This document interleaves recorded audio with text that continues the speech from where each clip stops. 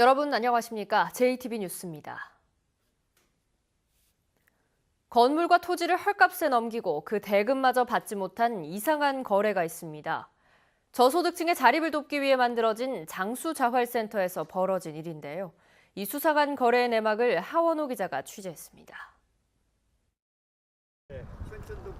장수자활센터는 지난 2014년 상가가 딸려있는 3층짜리 건물을 지었습니다. 임대 사업으로 수익을 내 저소득층의 자립을 돕기 위해서입니다. 공사비만 5억 원이 들었습니다. 그런데 준공 직후 이상한 거래가 이루어졌습니다. 자활센터 직원 명의로 회사를 설립한 뒤 이곳에 건물을 통째로 넘긴 겁니다. 시가 9억 5천만 원짜리 건물과 대지, 주변 토지를 단돈 4억 원에 넘겼는데 자활센터는 이 돈마저 받지 못했습니다. 이 회사는 건물을 담보로 빌린 돈조차 갚지 않아 자활센터 사무실까지 경매로 넘어갔습니다. 정상적인 거래가 이루어지지 않아서 저희가 어려움에 지금 봉착해 있고요. 더 나아가서 자활센터가 지정 폐쇄 위기까지 다가온 점. 전 자활센터장에게 왜 건물을 헐값에 넘겼는지, 그 헐값조차 받지 못한 이유가 뭔지 물었지만 아무런 답을 내놓지 않았습니다. 자, 노코멘트 하겠습니다. 책임은 그쪽에서 가리는 거 아니잖아요. 그렇죠? 책임은 장수군에도 있습니다. 자활센터 운영지원위원 회의록입니다.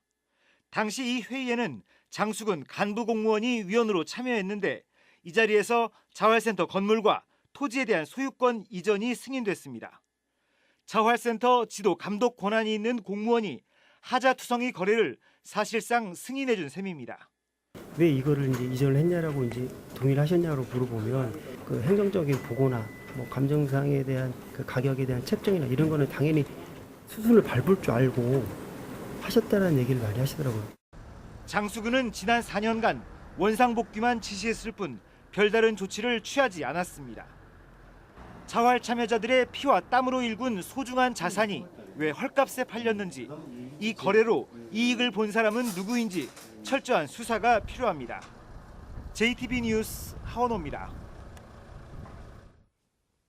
군산시가 청년들이 쉽게 창업할 수 있도록 돕는 청년 창업 지원센터를 추진하고 있는데요. 시의회가 과도한 건물 매입 비용을 이유로 제동을 걸고 나서면서 논란이 커지고 있습니다. 김진형 기자입니다. 올 연말에 완공 예정인 군산 상공인소 건물입니다.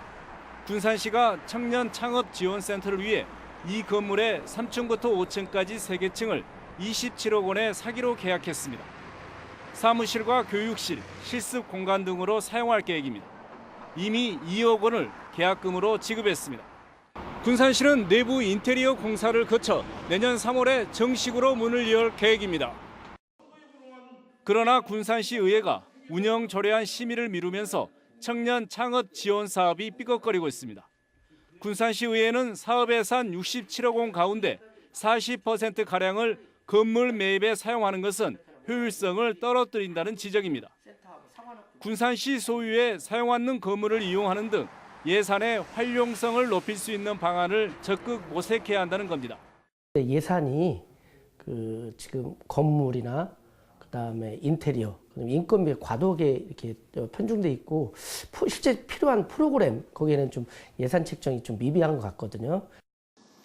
군산시는 고정자산 취득을 조건으로 정부 예산을 지원받았다며 정식 절차를 거쳐 매입했다는 입장입니다. 최종적으로 후보지를 올린 게 6군데예요. 6군데를 중앙부처에서 고용노동부에서 직접 와갖고 다 실사를 했고 장소 결정을 위한 위원회를 구성을 했고 이렇게 결정한 사항이에요. 청년 창업 지원 사업이 시작도 전에 삐걱거리면서 창업을 꿈꾸는 청년들만 피해 보는 것 아닌지 우려가 나오고 있습니다. JTB 뉴스 김진영입니다.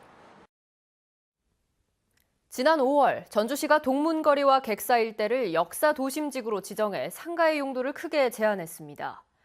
그런데 건물주들이 세입자들이 들어오지 않는다며 반발하자 전주시가 결국 입점 제한을 완화하는 방안을 검토하고 있습니다. 보도에 정윤성 기자입니다. 전주 한옥마을로 이어지는 동문 내거리입니다. 점포 3곳에 임대 안내문이 붙어 있습니다. 주민들은 임대료는 오르고 여기에 들어올 수 있는 업종까지 제한되면서 빈 가게가 넘쳐나고 있다고 주장합니다. 너무 이제 제한도 많고 규제도 많고 그러다 보니까 사람들이 많이 안 오죠. 사람들이 안 들어와요. 안 들어오다 보니까 이제 있는 점포들도 힘들죠. 전주시는 지난 5월부터 지구단위 계획을 통해 전주 동문 거리와 객사 일대에 들어올 수 있는 업종을 제한했습니다. 커피숍, 패스트푸드, 중식, 외국계 음식점 등은 들어올 수 없게 하자 불똥이 건물주와 주민들에게 튄 것입니다. 건물이 내놔도 안 나가요. 업종도 당연히 어느 정도는 풀어줘야 돼요. 이처럼 주민들의 반발이 거세자 전주시가 업종 제한을 완화하기로 했습니다. 1차적으로 프랜차이즈 점포를 제외한 일반 커피숍과 식당은 허용하는 방안이 논의되고 있습니다. 지구단위 계획에 관련해서 취지는 공감하나 지역 영세 상인들의 형평등을 고려해서 영업 규제를 일부 완화를 해야 된다고 생각을 합니다. 전주시는 현재 주민 의견 수렴 절차를 거치고 있으며 내년 상반기까지 업종 제한을 어느 수준까지 완화할 것인지를 결정할 계획입니다. JTB 뉴스 정유정입니다. 도시민을 대상으로 한 순창의 치유농장 프로그램이 큰 호응을 얻고 있습니다. 완주군이 일자리 창출을 위한 정책을 공모합니다. 주혜인 기자입니다.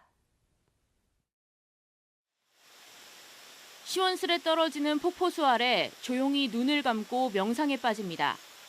족욕과 스트레칭으로 굳었던 몸을 풀고 직접 수확한 미나리로 음식도 만들어 먹습니다. 순창의 한 영농조합이 마련한 치유벗 힐링 명상 캠프에는 수도권 주민 100여 명이 참가했습니다. 맑은 공기를 마시면서 산책도 하고 명상을 해보니까 도시에서는 느낄 수 없었던 그런 정말 청아한 마음을 느껴지는 것 같아요. 그래서 오늘 이 기분을 도시에 가서 살아가는 데 많은 도움이 될 것 같아요. 순창구는 치유 농장 프로그램을 활성화해 새로운 관광 자원으로 육성할 계획입니다. 이환주 남원시장이 농협중앙회장이 수여하는 지역 농업발전 선도인상을 수상했습니다.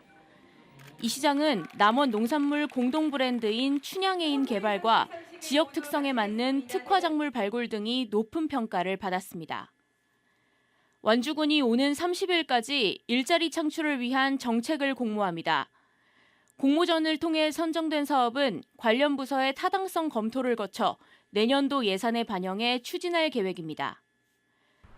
정읍시가 지역 특색과 미래 비전을 담은 도시 브랜드 이름을 공모합니다. 응모 양식은 정읍시 홈페이지를 통해 내려받을 수 있으며 오는 12월 당선작을 발표할 예정입니다. JTB 뉴스 주혜인입니다. 1인당 연간 진료비가 가장 많은 상위 10개 지역에 도내 시군이 4군데나 포함된 것으로 나타났습니다. 국민건강보험공단이 발표한 2017 지역별 의료이용 통계 연보에 따르면 부안군은 진료인원 1인당 연평균 진료비가 277만 1,000원으로 전국에서 3번째로 많아 전국 평균보다 72%나 높았습니다. 또 순창구는 277만 원으로 4위, 임실구는 265만 원으로 7위, 고창구는 263만 원으로 9위를 기록했습니다. 이들 지역은 65세 이상 노인 인구 비율이 모두 30% 안팎에 달해 주민들의 고령화가 의료비 증가에 큰 영향을 미친 것으로 풀이됩니다. 전라북도가 내년에 98억 원을 투입해 소규모 문화체육시설 28곳을 새로 만듭니다. 전라북도는 10개 시군의 작은 도서관 8곳을 새로 만들고 공공도서관 2곳을 증개축할 계획입니다. 또 76억 원을 들여 8개 시군의 족구장 등 체육시설을 새로 만듭니다. 지난 2월에 폐교된 서남대 구성원들이 지금까지 체불임금을 한 푼도 받지 못한 것으로 나타났습니다. 국회 박경미 의원이 교육부의 자료를 분석한 결과 지난 2월 서남대 폐교 이후 교직원 200여 명이 받지 못한 체불임금은 250억 원으로 1인당 최소 5천만 원에서 1억 원 정도인 것으로 파악됐습니다. 서남대 교직원의 체불임금은 학교법인의 청산 여부에 따라 지급되는데 아직까지 건물과 토지에 대한 경매나 공매가 이루어지지 않고 있어 폐교대학 구성원에 대한 사회적 안전망 구축이 시급하다는 지적입니다. 전북경찰청은 연말연시 음주운전 특별단속을 통해 최근 나흘 동안 모두 91명의 음주운전자를 적발했다고 밝혔습니다. 이 중 절반이 넘는 47명이 면허 취소 수준인 혈중 알코올 농도 0.1% 이상으로 측정됐고, 측정을 거부한 사례는 5건, 음주 사고도 3건이 발생한 것으로 나타났습니다. 전주지방법원 제2형사부는 강도 살인미수 혐의로 기소된 58살 A씨에게 징역 12년을 선고하고 10년간 위치 추적 전자장치를 부착하라고 명령했습니다.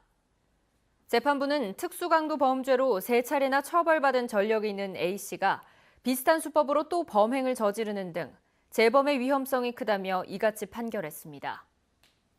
A씨는 지난 4월 전주의 한 치과 화장실에서 40대 여성을 뒤따라가 금품을 뺏으려다 이 여성이 달아나려 하자 흉기로 찔러 살해하려 한 혐의로 기소됐습니다. 대기의 정체가 이어지면서 오늘도 초미세먼지 농도는 종일 나쁨 수준을 보이겠습니다.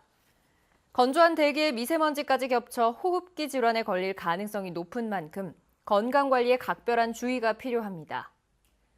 한낮에는 아침보다 10도 이상 기온이 크게 오르면서 전주 19도, 남원 20도로 온화하겠습니다. 내일도 대체로 맑겠고 밤부터 구름이 많아지겠습니다. 당분간 기온은 평년과 비슷하거나 조금 높겠고 목요일에는 비가 오겠습니다.